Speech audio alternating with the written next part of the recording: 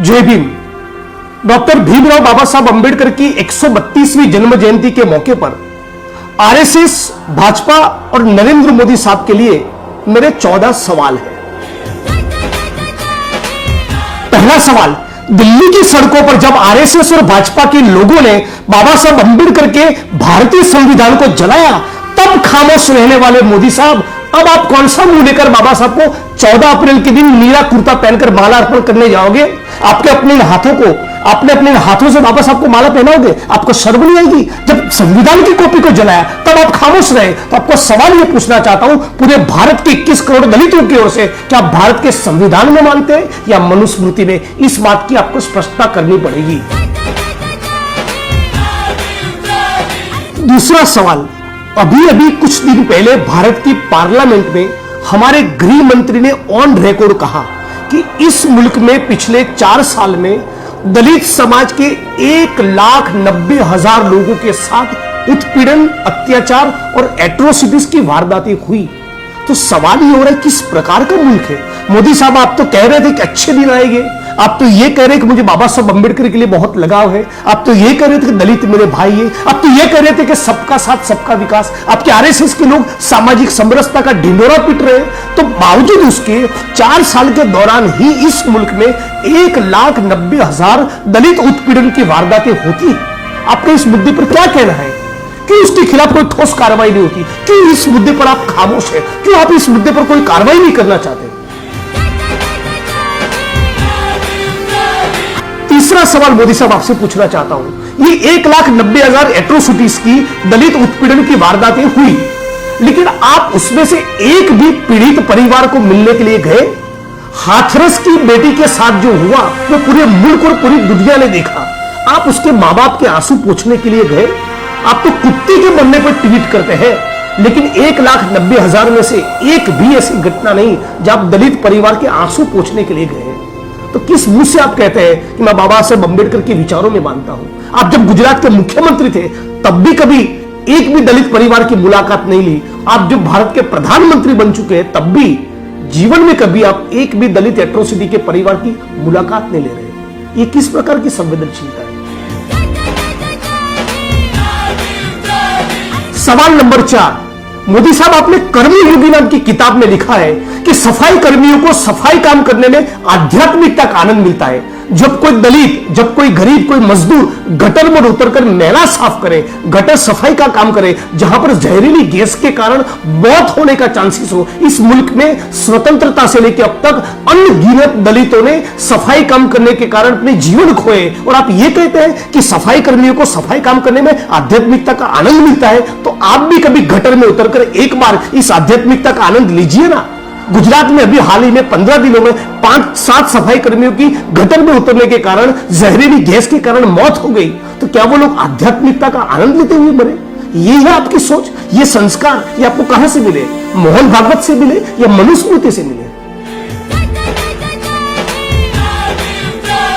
5वां सवाल पूछना चाहता हूं, आज भी इस मुल्क में, मोदी साहब आपने तो कहा था ना कि अच्छे दिन आएंगे, समानता होगी, सबका साथ सबका विकास, लेकिन आज भी दलित समाज के लोग दूसरे भारतवासियों का मैला उठाने के लिए मजबूर है। आज भी इस मुल्क में मैन्युअल स्कैवेंजिंग, मैला ढोने की प्रथा आज भी जिंदा है। हजारों लाखों लीटर एक इंसान को दूसरे इंसान का मैला उठाना पड़ रहा है। इस बारे में आपने प्रधानमंत्री के बनने के बाद अब तक इन 8-9 सालों के दौरान क्या किया?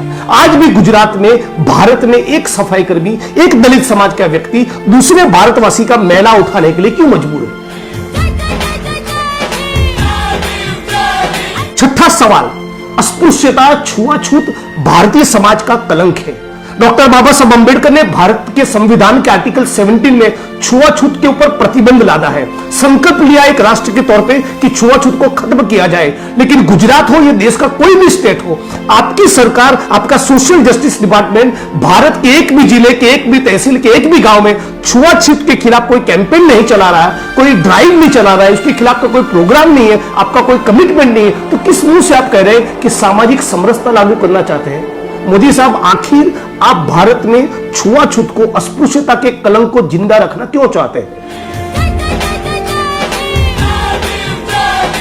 7वां सवाल, मोदी साहब, आपने बाबा साहब अंबेडकर की स्मृति में पंच तीर्थ का निर्माण करने की बात कही थी। महू, जहां बाबा साहब अंबेडकर का जन्म हुआ, लंदन जहां पर उन्होंने पढ़ाई की, दिल्ली उनके महापरिनिर्वाण की जगह, बंबई जहां पर चैत्य भूमि उनकी स्मृति में बड़ा स्मारक है, नागपुर की दीक्षा भूमि, इन 5 जगहों को आप डेवलप करने वाले थे, लेकिन आपने तो बना दिया नई पार्लियामेंट का भवन। 800-900 करोड़ रुपया नई पार्लियामेंट के भवन के निर्माण के लिए है, लेकिन बाबा साहब की स्मृति के पीछे खर्च करने के लिए आपके पास कोई पैसा नहीं। और वैसे भी आप किस मुंह से बाबा साहब की इन स्मारकों का निर्माण करने चाहते हैं? आरएसएस और भाजपा के लोगों की तो परंपरा रही है कि गांव में, तहसीलों में, जिलों में, शहरों में बाबा साहब अंबेडकर के स्टैच्यू को तोड़ने की भाजपा के लोगों की तो परंपरा रही है। इसलिए कहना चाहता हूं, आप वैसे भी आरएसएस की मनुस्मृति की सोच में मानते हैं, तो बाबा साहब अंबेडकर के नाम पे जो भवन है ना, जो स्मृतियां है ना, उनको रिनोवेट करने के बजाय बेहतर है आप आरएसएस के हेडक्वार्टर की मरम्मत में ही लगिए। यही आपकी पर्सनालिटी, यही आपकी विचारधारा को सूट करता है। 8वां सवाल, किसी भी देश का भविष्य उस देश का युवा होता है। रोहित वेमुला, दर्शन सोलंकी, पायल तडवी, ये भी भारत का, इस मुल्क का भविष्य थे। लेकिन इस देश की तथाकथित कुछ प्रीमियम इंस्टीट्यूट में, कॉलेज के कैंपसेस और यूनिवर्सिटीज में आज भी दलित, आदिवासी, ओबीसी स्टूडेंट्स के साथ जाति के नाम पे जो भेदभाव होता है, जो डिस्क्रिमिनेशन होता है, जो इंस्टीट्यूशनल डिस्क्रिमिनेशन है, उसके कारण रोहित वेमुला को आत्महत्या करनी पड़ी। एक इंस्टीट्यूशनल मर्डर है। यही पायल तडवी के साथ हुआ, यही रिसेंटली दर्शन सोलंकी के साथ हुआ। तो मोदी साहब, आपको सवाल पूछना चाहते हैं कि आप रोहित वेमुला एक्ट पारित करके बाकी के दूसरे एकलव्यों के अंगूठे कटने से रोकना चाहते हैं? दूसरे एकलव्यों के अंगूठे ना कटे, ये सुनिश्चित करना चाहते हैं?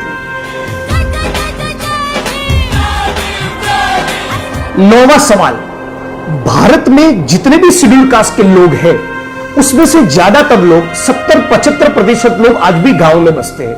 और गांव में बसने वाले जो दलित है, उसका बहुत बड़ा तबका, उसका करीब करीब 65 से लेकर 75% तबका भूमिहीन है। उनके पास अपनी मालिकी की जमीन नहीं है। डॉक्टर बाबा साहब अंबेडकर का स्वप्न था कि भारत में गांव में बसने वाले भूमिहीनों को और विशेष तौर पे भूमिहीन दलितों को जमीनों का आवंटन हो। मोदी साहब, आप अडानी को, अंबानी को, कॉर्पोरेट हाउसेस को, इंडस्ट्रियल ग्रुप्स को, अपने दोस्तों को हजारों लाखों एकड़ जमीनों का आवंटन करने को तैयार हो, लेकिन दलित जो गांव में बसता है, जो जातिवाद का शिकार है, वो अपने पैरों पे खड़ा हो, वो सक्षम बने, उसके जीवन में भी कुछ आर्थिक उन्नति आए, उसके लिए क्या आप उनको जमीनों का आवंटन करने को तैयार हो? गुजरात में हजारों की हजारों एकड़ जमीन जो दलितों को आवंटित हुई, लेकिन आज भी उसमें गुंडे, आरएसएस और भाजपा के लोगों का गैर कानूनी कब्जा है। तो क्या इन जमीनों का कब्जा खाली करवा कर आप अपने दलित भाइयों को अपना पोजीशन, उनका खुद की मालिकी हो, तो खुद अपनी मालिकी की जमीन पे कल्टीवेशन कर पाए, किसानी कर पाए, इतना सुनिश्चित करने को तैयार हो?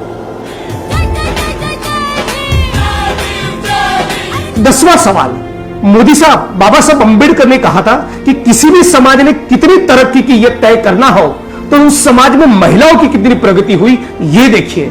और दूसरी तरफ आपकी सरकार गुजरात में गुजरात की बेटी, भारत की बेटी बिल्किस बानो के बलात्कारियों को जेल में से छोड़कर उनका स्वागत सम्मान करती है, उनको पब्लिकली अप्रिशिएट करती है और ये कहती है आपकी पार्टी के नेता लोग उनके संस्कार अच्छे थे इसलिए से जेल में से छोड़कर उनको लड्डू खिलाए गए। यही आपकी असली विचारधारा। आज बाबा साहब अंबेडकर हमारे बीच में होते तो मैं खुलकर कहना चाहता हूं, वे आपके खिलाफ होते और बिल्किस बानो जैसी भारत की बेटियों को न्याय दिलाने के लिए बतौर वकील पेश होते। इस मुद्दे पर आपका क्या कहना है? पूरे भारत को जवाब चाहिए। 11वां सवाल, मोदी साहब, ये दलित, आदिवासी, ओबीसी मूलतः तो मजदूर वर्ग है। समाज के पूंजीपति वर्ग के साथ आप बैठते हैं तो आपको मजदूर के लिए क्या मोहब्बत होगी? आप तो बाबा साहब अंबेडकर का नाम लेंगे 14 अप्रैल के दिन, लेकिन बाबा साहब अंबेडकर तो लेबर मिनिस्टर हुआ करते थे, श्रम मंत्री थे। और बाबा साहब अंबेडकर ने जो भी श्रम कानून बनाए उन सभी श्रम कानूनों को खत्म करना, डिस्टोर्ट करना और पूंजीपतियों की सेवा हो, उस प्रकार के श्रम कानून बनाने का काम आपने किया है।